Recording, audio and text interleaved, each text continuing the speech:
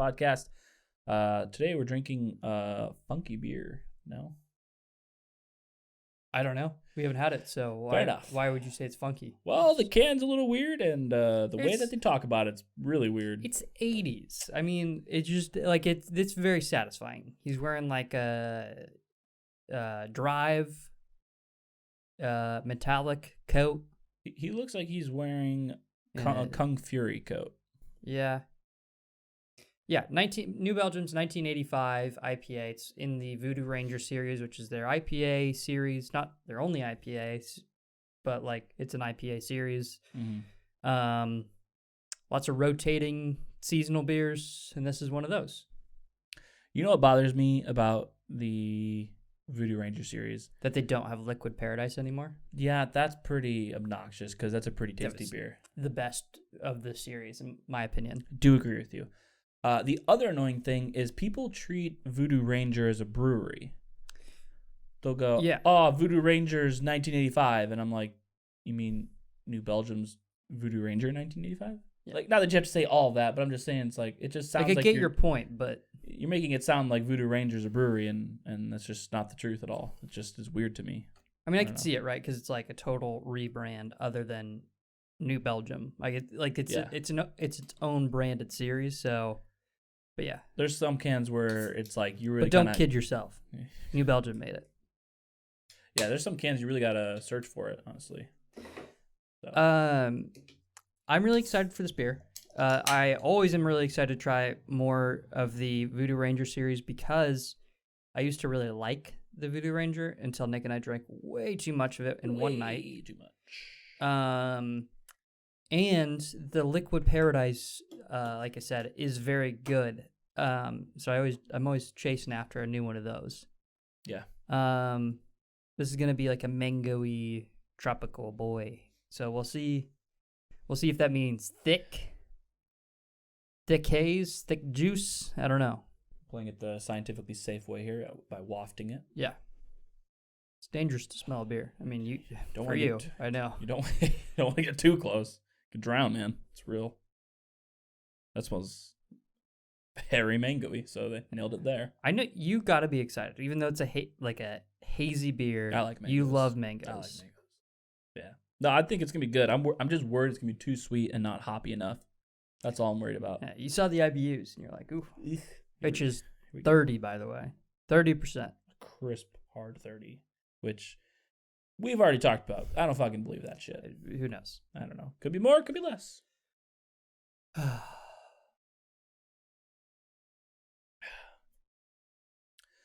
I'm happy to say the bitterness is at a good level.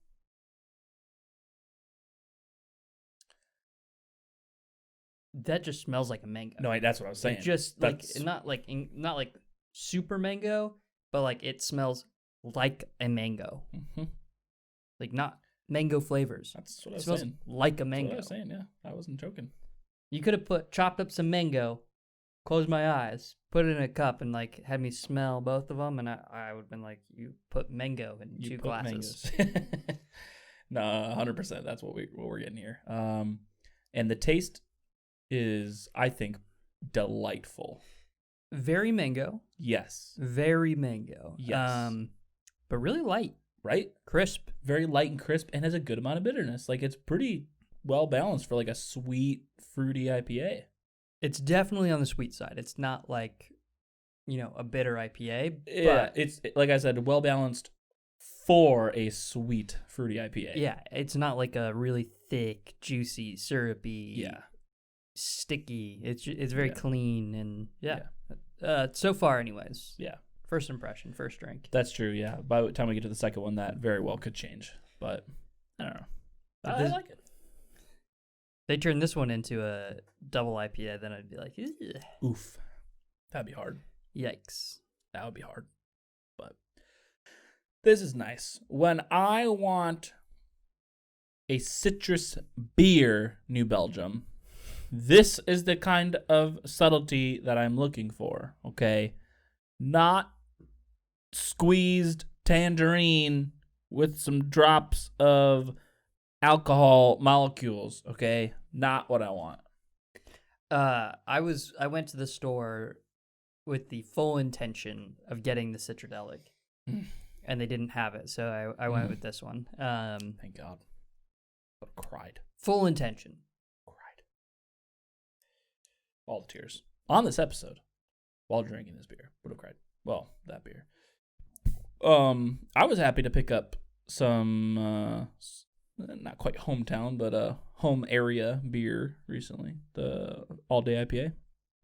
And I also thoroughly enjoyed the Session IPA, that's right. Yeah. And I always want to call it the All Day Pale. Oh, And yeah, I'm yeah. like, so when you say All Day IPA, it throws me off, even though I know it's correct. I'm like, why do I think it's the pale? And I'm like, oh, yeah, it's a session. Well, it rhymes. Of course it's correct. Yeah. You know? So, but no, I'm with you. It's very much like, even calling it a session IPA is probably pushing your luck.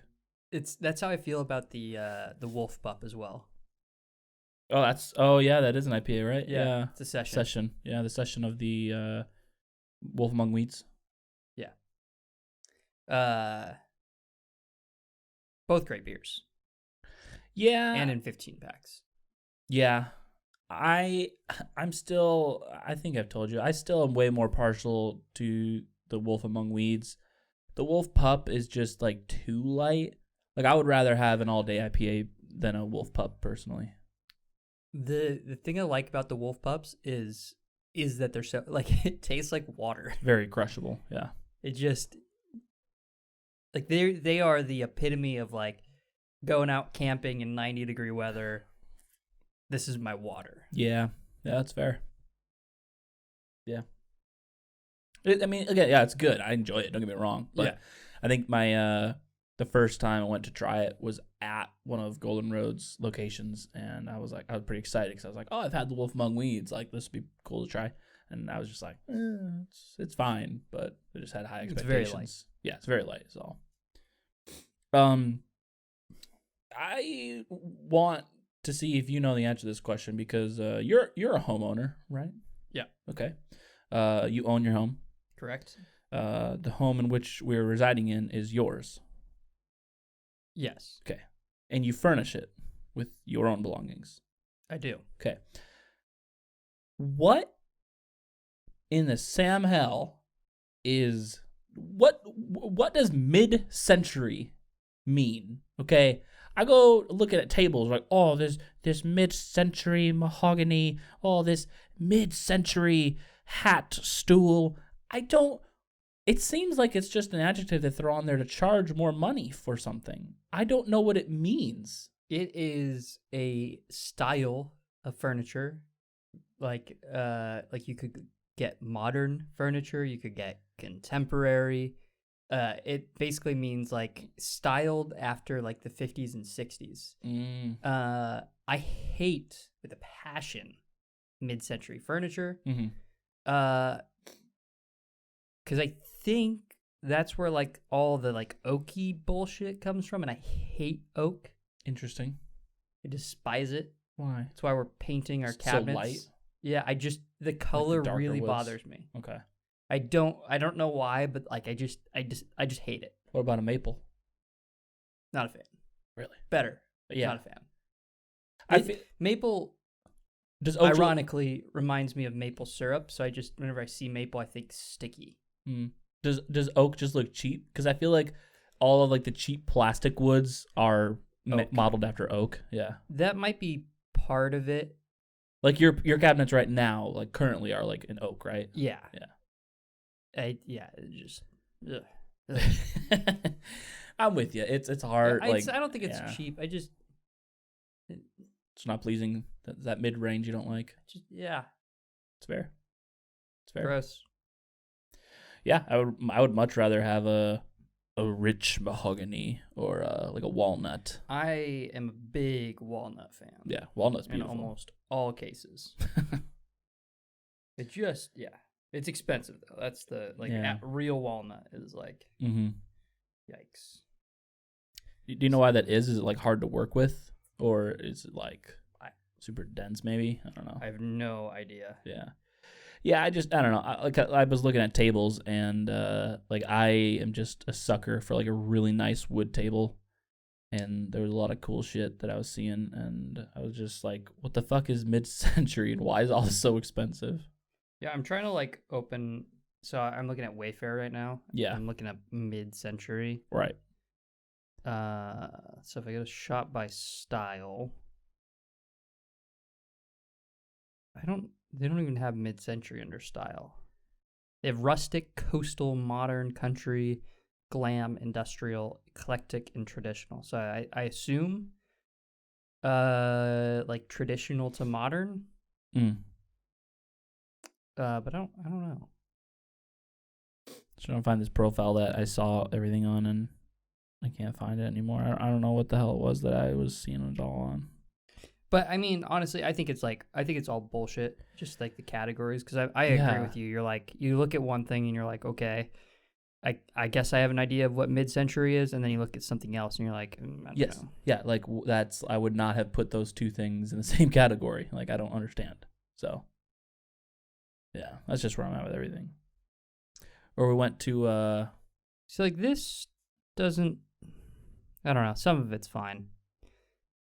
and why do you need to categorize it, right? Like, just say, here's a table. You like it or you don't.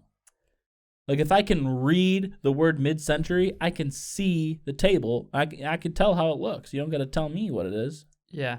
It just seems bullshit. I don't know. Sometimes I think it's helpful. Like for example, I wanted a modern couch. Mm. That's why it's got like the way that it is. It's very... It's got like the metal legs, and it's got like some of the like geometric and the foldy things. Like, because I wanted it specifically to look like that, and then like we're gonna pair it with more like the mid-century like vinyl player, and maybe do a cool accent chair. Yeah. But I don't know. None of it's gonna be oak. That's all I know. Fucking none of it. If you're a furniture expert, let us know what you know on the topic. Cause What you prefer and why. like I'm like you. Like I appreciate the categories because I'm like, oh, that's kind of near what I want. I'll look around that. Searching. But like I really don't like, unless it's like if I have a picture of something in my head, I can't be like, oh, that's this style of chair. Like your couch, if I were to try to find that, I would have searched Couch. black couch. I don't know what any of the things, the descriptors of that would be. I would go black couch and just find what I need from there. I mean, I think I pretty much did the same. Like I did like black leather couch, and then like the description would be like modern couch, and then I clicked on that, Yeah. I just kind of kept refining from there. Yeah. Makes sense. Yeah, I don't know. Slowly but surely, I have to remind myself that I'm a poor 20-something-year-old, that I don't need all this extra furniture that I want to buy. And furniture's expensive. It very much is. Yeah. I have made very little contribution to the furniture in our house. Like a dining room table, very expensive. Like for a nice one. Oh, right, yeah. Luckily, we have nowhere to put one. The table you do have in your kitchen is really nice, but it's definitely more decorative than it is useful. Yeah. One person could comfortably eat on it, even though there's two chairs. Two stools, I should say. Yeah. Not chairs. No. Two very uncomfortable stools. Yes. I mean, they're not uncomfortable. They're uncomfortable for an extended period of time. Yeah, if I'm sitting there longer than like a half hour, I'm like, ooh, what's going on here? And it's been nice. Like, I think we did it once where we moved the table to our back, deck area. Mm-hmm. That was nice. Now we have a grill out there, so not happening. Nope. And plants. Yeah, it's filled up. Yeah. You got your little outdoor table. That does the job for what you need it for. Mm-hmm. It's really honestly like the perfect size. You don't really need much more bigger. Like if y'all are splitting whatever you made, and then you have a drink for both of you, fits perfectly. The only time where it gets too small is if we're having like steak or something. But then I usually just put my wood cutting board on it. Yeah. Okay. Yeah. Let's just leave it at Put your wood on Put it. my wood on it. I do have a couple pieces of wood, so I mean, they'd just be ambiguous. Yeah, it would be weird to do that, but you could do that. Could do. Right. I would rather buy, like, I don't know.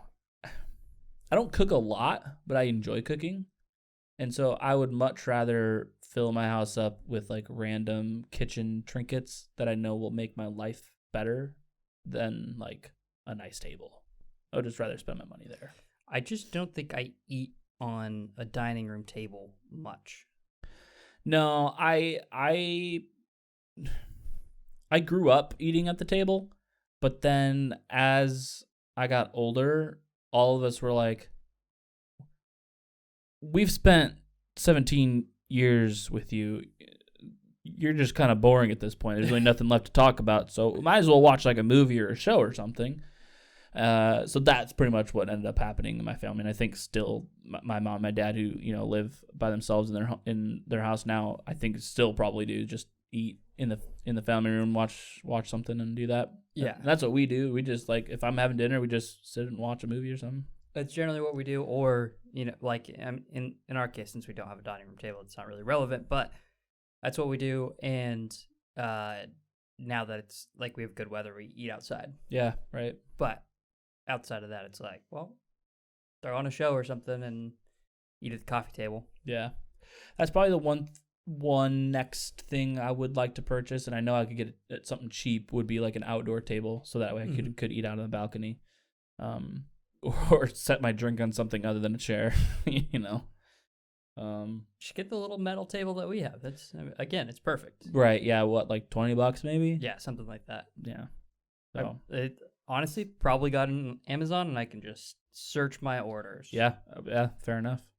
That might take longer than just searching Amazon, honestly. But Probably. yeah. But either way, I imagine I could get one for like $20 or $30. I did not buy it. Okay. It was quick. I searched table, and I got a shotgun microphone, Totable table ground Synonymous. black pepper, Hmm. and then a That goes on the Tascam portable table. digital recorder. That also can go on a table. All three of those can go on a table. Well, Not so much the first. Not- It's just weird. not so much the shotgun mic. It's just weird. It came up because it's tablet. Oh. Yeah. Weird. That's very interesting. I did recently get one of these. Oh. Yeah. Cast iron or Yeah, cast iron. Nice. I like the hand grips. That will be helpful for you. Yeah, I burned the fuck out of my hands on cast irons. What was that random thing? That black thing at the bottom? Oh, I don't know. maybe probably something to like put it on. Weird. Silicone hot handle. Oh, it's a scraper. Oh, Nice. that is nice. Yeah, I'm showing Nick a like cast iron pan, but it's like made for pizza that I got because That's what I was wondering, how big it was for like pizza size. yeah, Interesting. For I wanna get into that pizza making. we could make a Chicago deep dish.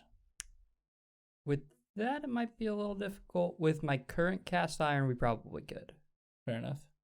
Because my like cast iron pan actually has some like Depth to probably it. same with yours. Yeah. Got some lids. Yeah, it does. Be a little short, but like we could. Who are we kidding? I mean, if we're making a Chicago Yeah. deep dish like that, both of us would eat a slice of that and be like, Yeah. okay, done. Yeah, I mean, between the four of us, we probably wouldn't finish a full cast. We'd probably finish your cast iron. Yeah, good point. But it would be a slice each, and we would be stuffed. It would be like 2/3 of a slice for Elizabeth and Renee, and then like a slice and a third for me and you. Yeah. Yeah. And we'd be set. We would be golden. Probably like more than set. We should do that soon. Yeah. That'll be really easy to do. Once I get this, which is soon, like this weekend, we Yeah. should like do both. Oh yeah, hell yeah. You roll with the deep dish. You say that, but I don't know how to do it as much as you don't. No, I know. Well, my thing was we do it together. Now you're like, you'll do that. I'm like, oh fuck. Now I feel the pressure. No, I'll help you. Okay. Yeah. like, That's, I'm just yeah. Yeah, I'm just saying like you got to be the one who's like, you got to be the know-how. Yes. Yeah. But like yeah. I can help. Fair enough. Fair enough. And hey, I have a pizza cutter now. That is great news, buddy.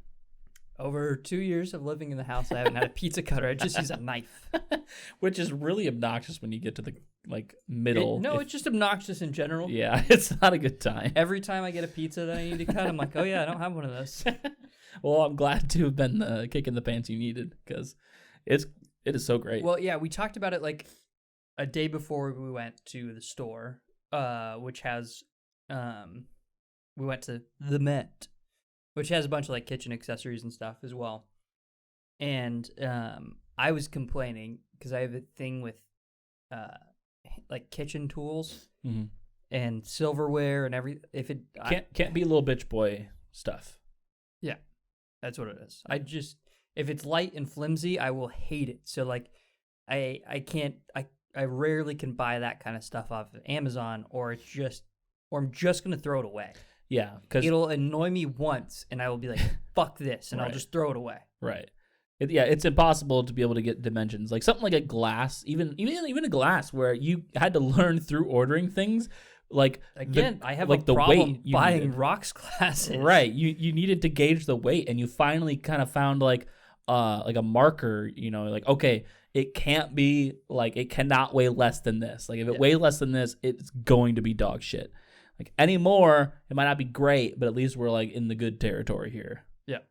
And so, I mean, yeah, your fucking silverwares are absolute tanks, which is nice because it feels good, and I'm with you there. Don't get me wrong, I'm not like the one downside, because my silverware is real fucking heavy, really heavy. The one downside is you can't carry the silverware on a plate without without holding it, or otherwise it's just flying off. Yeah, like you tip it a little bit, the silverware is like, well, I'm the heaviest thing on earth, so. Yeah, if it's not falling off the plate, it's like ice skating around your plate, and it's like getting in all your food, and you're like, how am I supposed to grab this fork now? It's got tomato sauce all over it. It's ridiculous.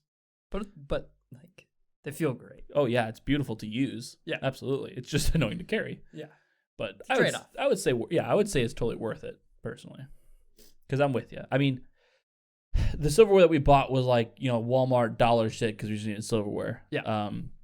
And then when you guys upgraded to your color coordinating silverware. Yeah, so we bought silverware that was silver, and then I was going to buy another set, and they had a matte black and a rose gold, like two sets of one was matte black and one was rose gold.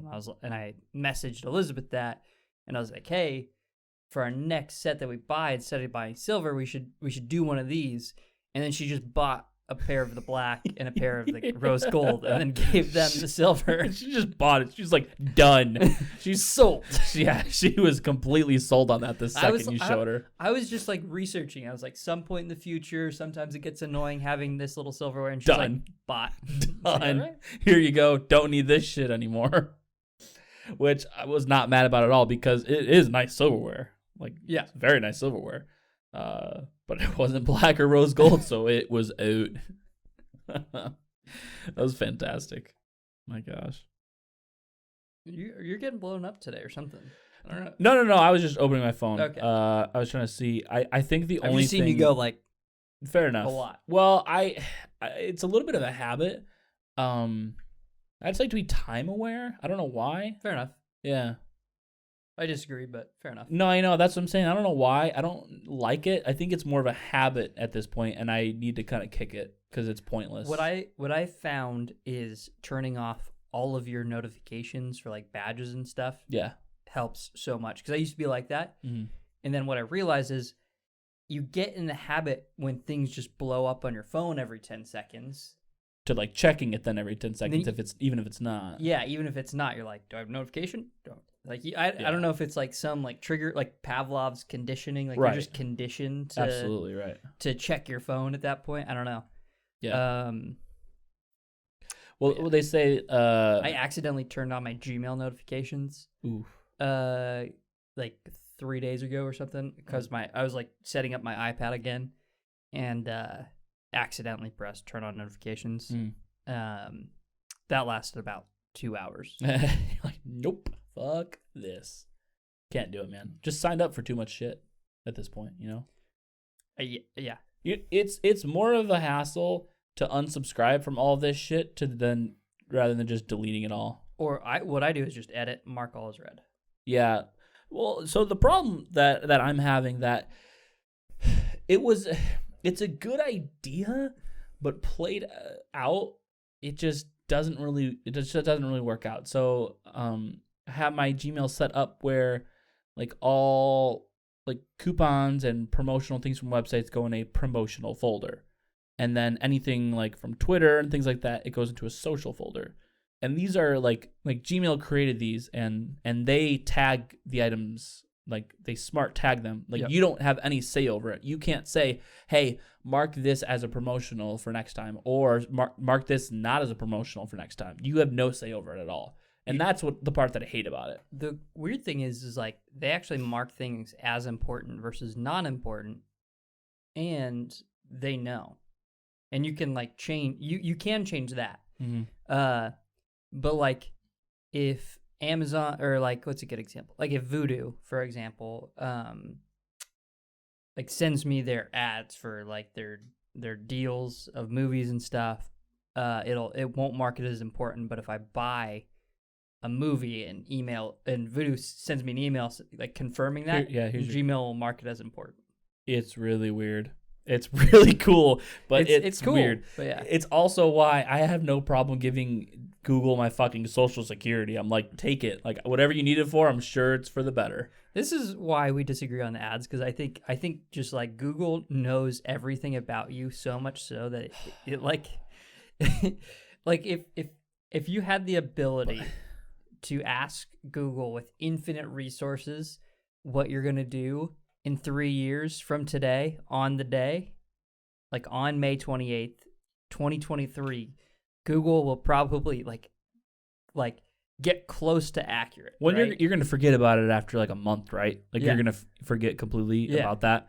And then, if it were to then nonetheless, after a year, after 2 years, like if I could ask Google, what is Nick going to do in 3 years? And I just didn't tell you. Yeah, you didn't tell me. Yeah. It would probably be stupid accurate, which is insane. Yeah. Like if you just think about it, right? Well, but that's the thing. So it's not advertising necessarily.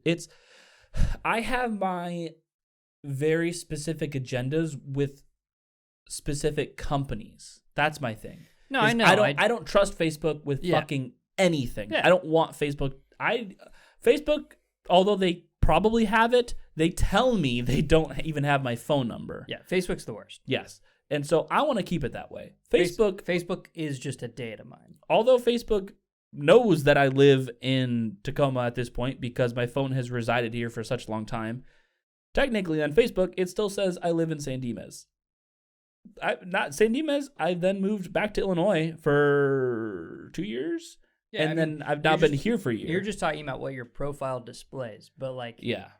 If it knows so much more. But that's what I hate. Facebook probably has like a feature where you could turn on like automatic profile updating or something where...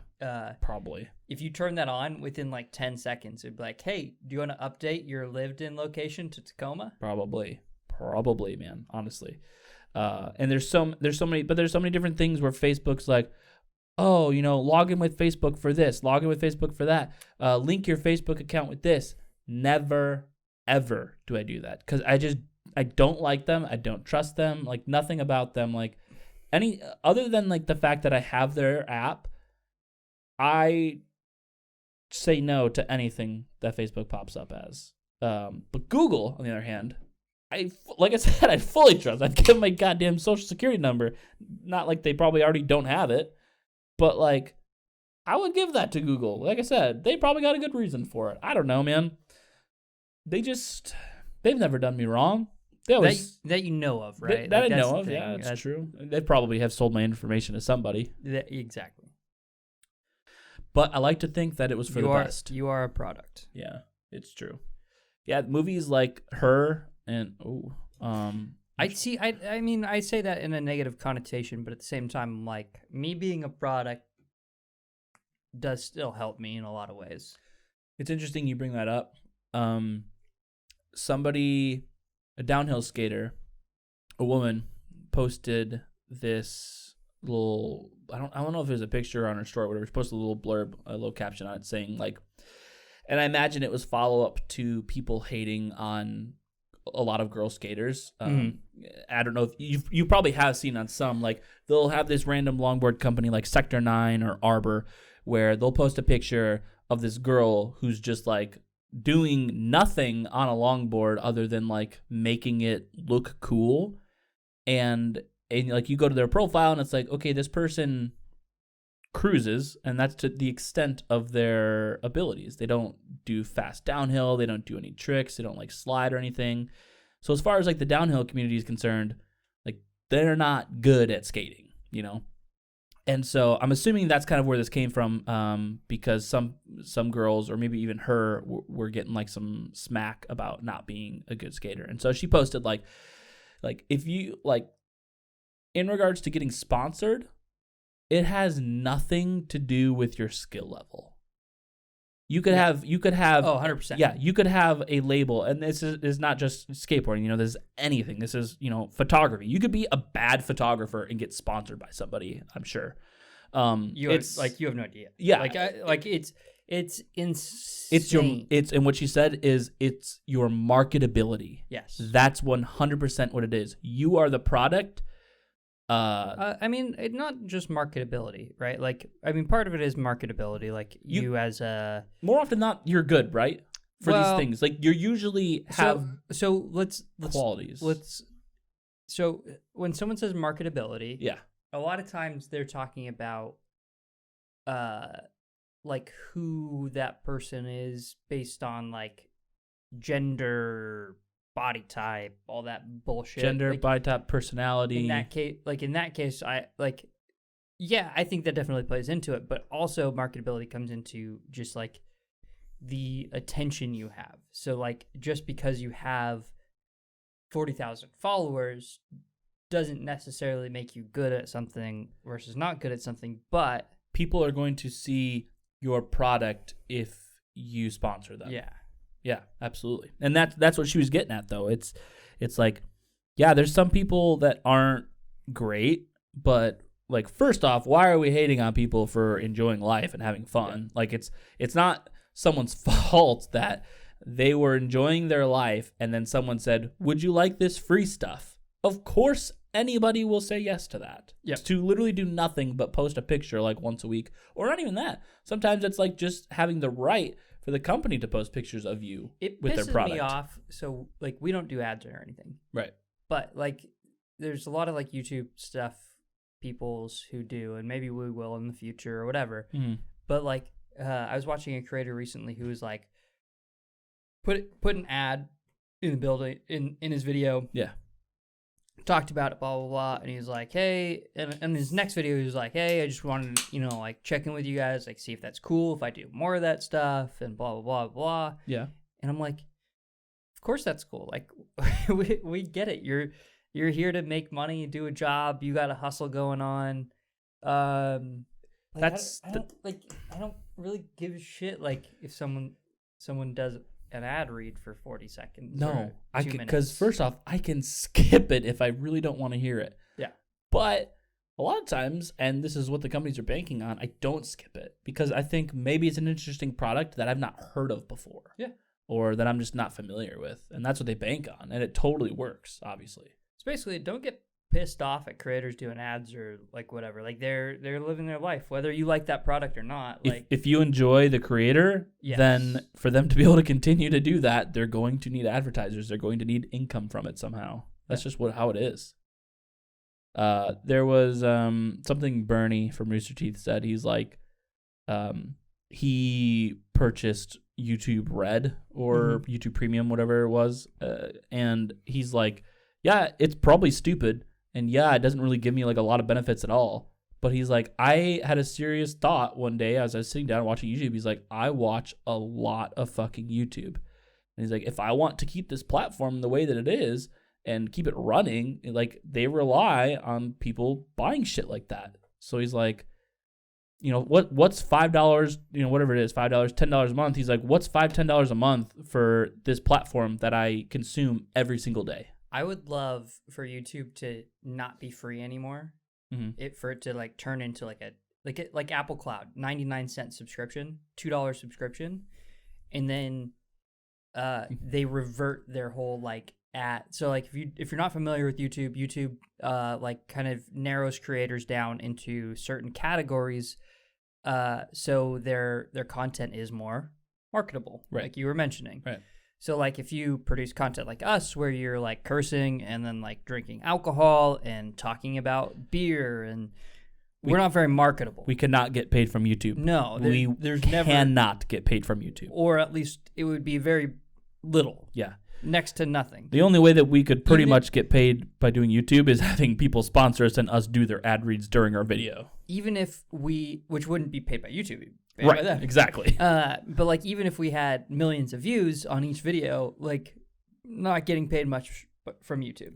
Just for how their advertisements work. Mm-hmm. But if, they move to more of a subscription model where it's not much, I don't think it would take to where, they would roll some of that back where like they were just like, you advertise on the videos you advertise, which I think is best for content creation. Yeah, it is. From a creator's standpoint or from a viewer standpoint, even like, I don't really give a shit that like on this Minecraft video I'm watching, I don't need to see purple mattresses ad pop up on a Minecraft video. Well, what I'm actually saying the opposite. I'm like, why should it matter?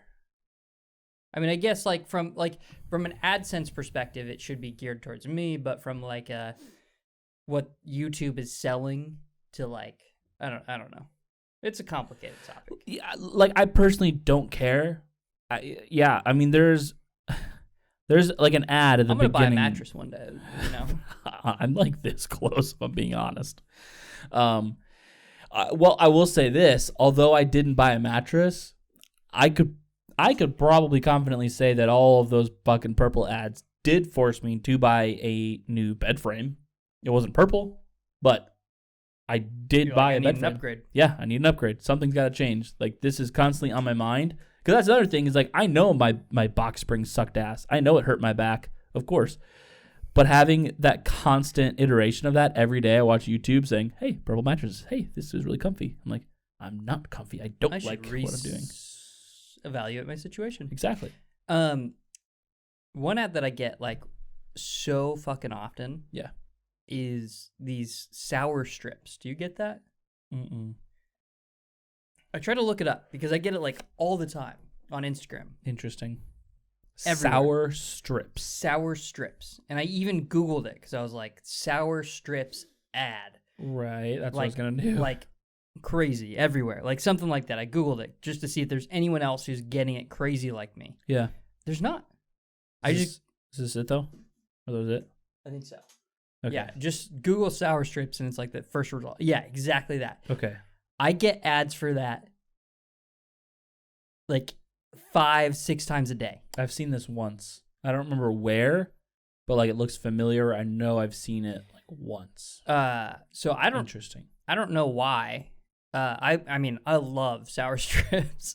We've talked about it on the podcast before. It pairs really well with Johnny Utah. But not this specific not brand. Not that brand. Yeah. No. But like sour, like candy like that. It's you throw warheads in your fucking vodka. Like, they're always listening, man. But yeah. And on that note, let's rate this beer. Since we're on the second one. Yeah, fair enough. Look, bit of a haze boy. It is hazy. It's yellow. Yeah. Got like an orange Yellowy core. orange, yeah. I mean, it looks like a mango. It looks like a mango. Yeah, it does. Looks like a mango. It smells like a mango. Tastes like a mango. I'm really happy with this. I'm on my second one, and I feel the exact same as my first sip. Like, I'm about to open up another one after we finish this. It's beautiful. It's good. And it tastes relatively light, but it is 6.7, so it is pushing that 7%, which is like that medium to high range as far as beers go. Like, yeah, I mean, solid. I think 6.5, in my opinion, is the ideal IPA percentage. Yeah, when I hear 8, I think double IPA. Yeah. If it's a single IPA at 8%, I'm like, whoa. This is gonna be a hefty boy. Yeah. But yeah, no, I'm totally with you. I'm like on par with my first taste. I'm enjoying this. I really like this. Smell? I literally have absolutely It's just nothing to mango. say. It's mango. It's just mango. It's mango. Yeah. No other smell to this beer than a mango. Taste? You want to break it down top bottom? I'm gonna give it a good smink. Please give it a good smink. I don't know what I taste first, mango or hops, personally, because I don't think I've thought about it throughout this whole podcast, even though that's probably what we're supposed to do. I got something really weird, and I know it's wrong. But can you smell this? Yeah. With the thought Okay, go on. of Hold on, wait. Let me try it first, Okay. and then you say it, and then I'll go again. See 'Kay. if I got that. Smell, smink. Smell. Okay. I didn't even smink yet. Okay. Cubed cheddar cheese. Again, Clean up for this one. real weird.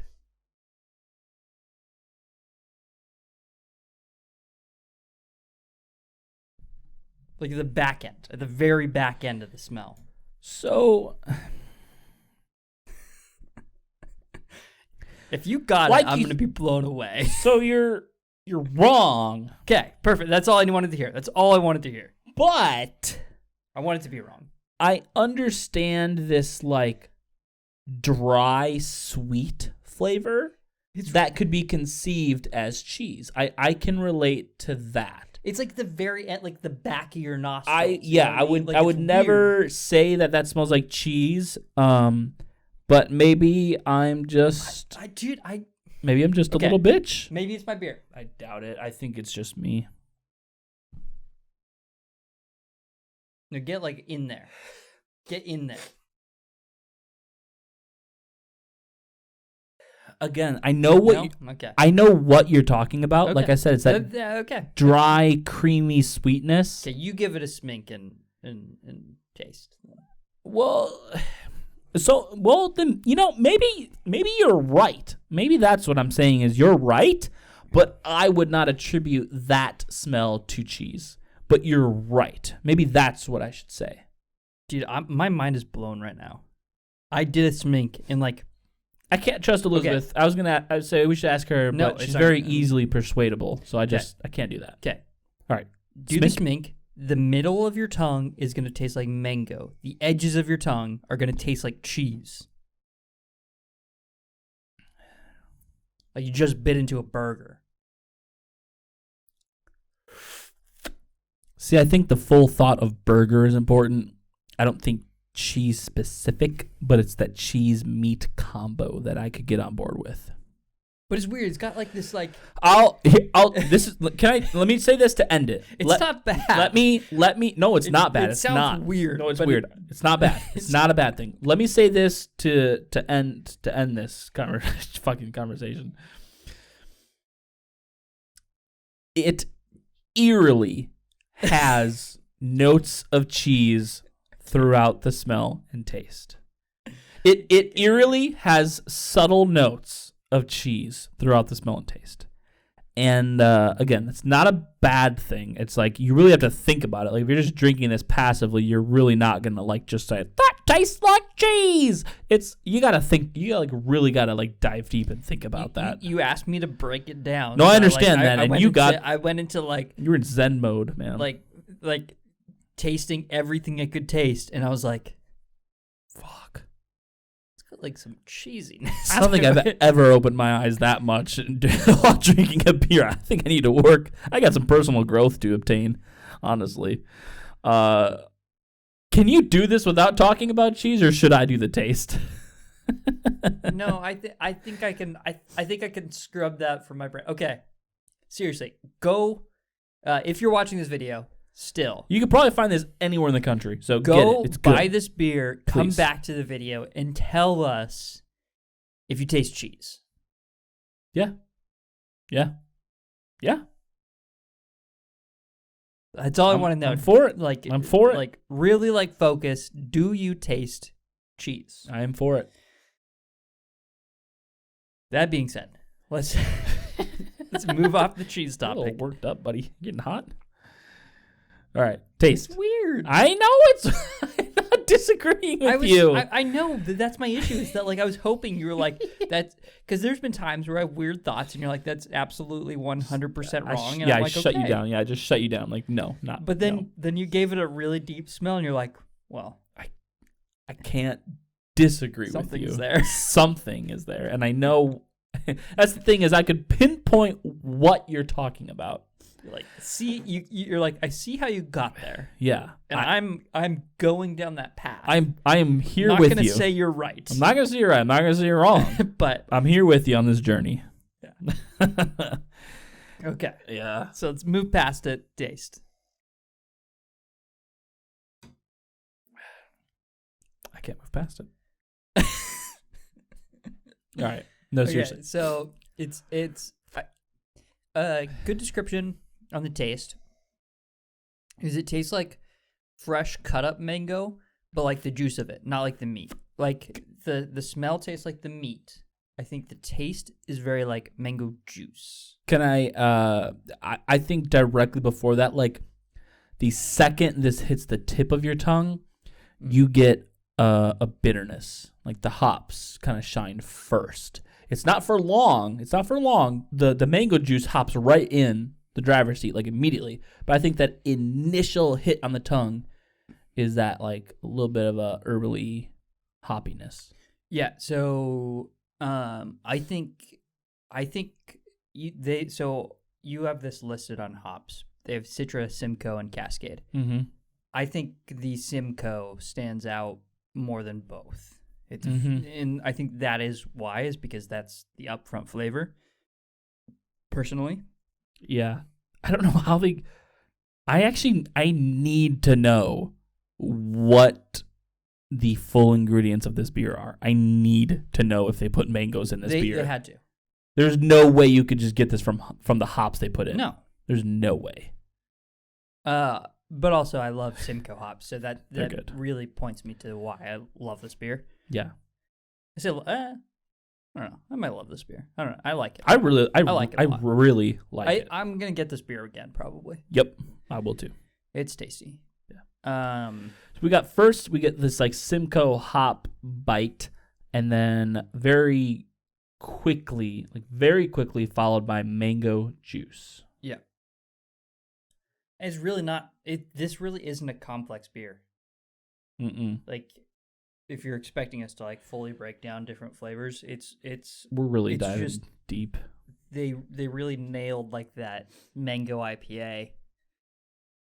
I think they achieved that basically. Nailed it. How would you describe the finish? Because it's not like sticky. It's not like overly syrupy or sweet. I don't even know if I would say dry. No, it's like it's a light sugar coating, similar to after you're eating fruit. Like it kind of leaves your mouth like a little bit thirsty, almost like if you had a few of these, you probably want some water, kind of thing. It's not dry,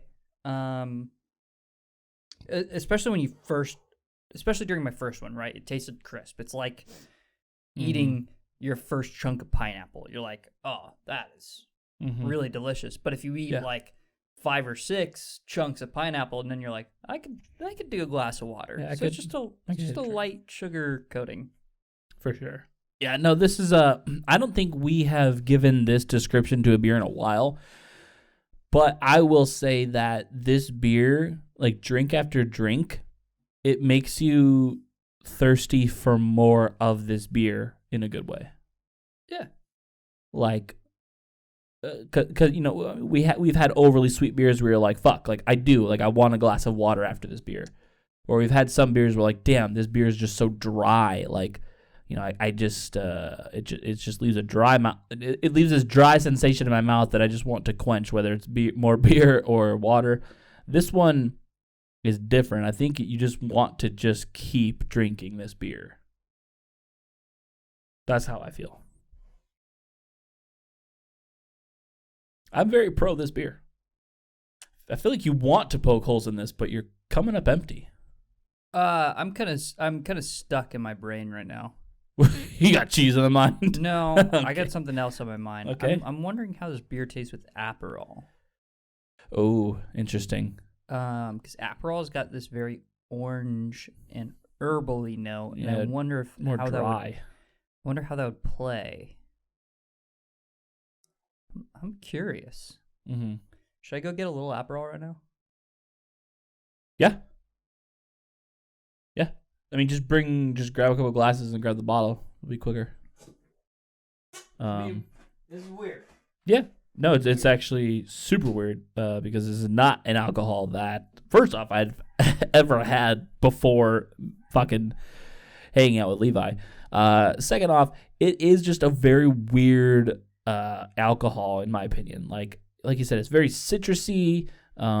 It's dry, but like never do I want to just drink Aperol. Like that's just not my thing. Maybe some of you guys really thoroughly enjoy it. I don't know. Maybe some of you guys are more familiar with it.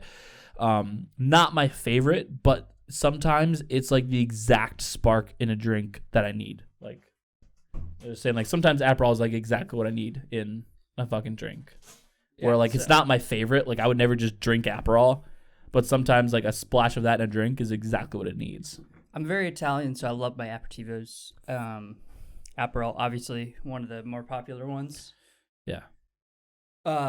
Again, citrusy, herbally, bitter. That's a lot, by the way. You are really confident in this.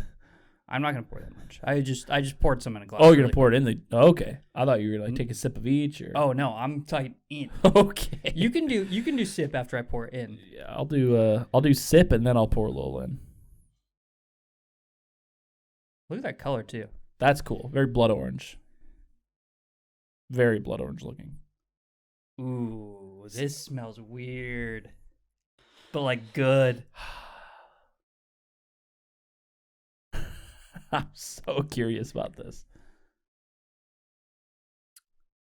Like, did you nail it or did you nail it? It's okay. Was it not what you were hoping though? No, it's Yeah. it's weird. It like tones down the mango like 100%. Like you still get it, but it doesn't have like the sourness of a mango. Oh man, that is funky. Whoa. And then it adds this like herbal back taste instead of like the sugary coating. You get like this herbal, bitter, savory kind of finish to it, grassy almost. Yeah, that. Do you want to try the back and forth before I dump some in mine? Here, you want to just? Yeah, right. I went beer, Aperol beer. I think that was the best way to go.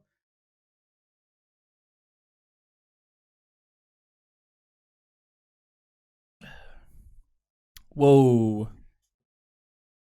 That was a good addition in the beer. Right? It's funky. It's cool. That's really right here, buddy. You nailed that one. That's pretty solid. And again,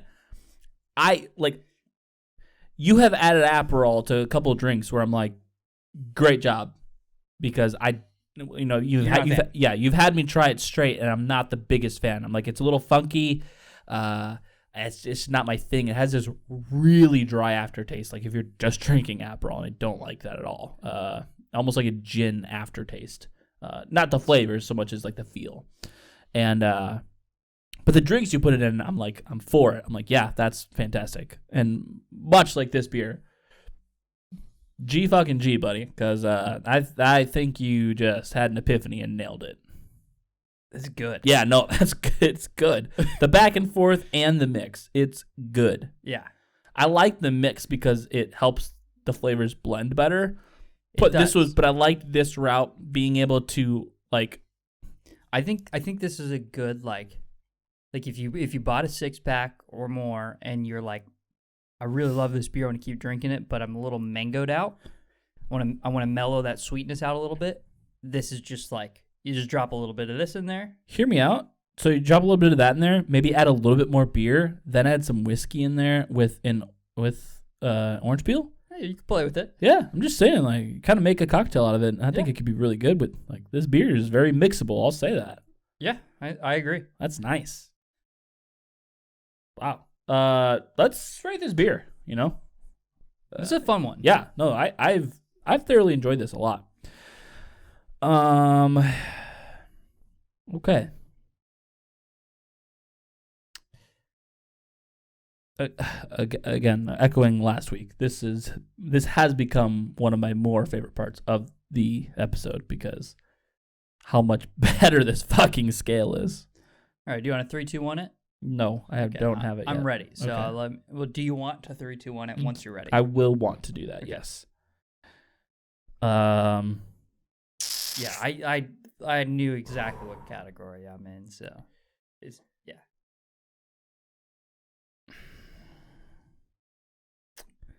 I want to be generous, but I want to be fair. Yep.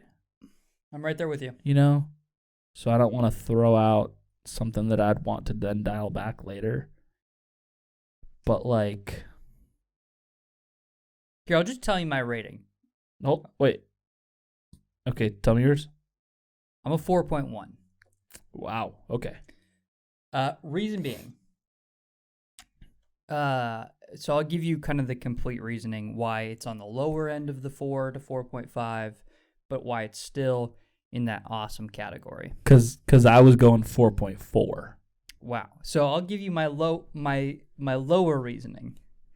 Because while it is true, so the description of awesome or amazing, if you will, is a couple things I would tweak, smaller flavors that might not sit well, for example, too tropical. Mm-hmm. But basically, like, the concept is nailed.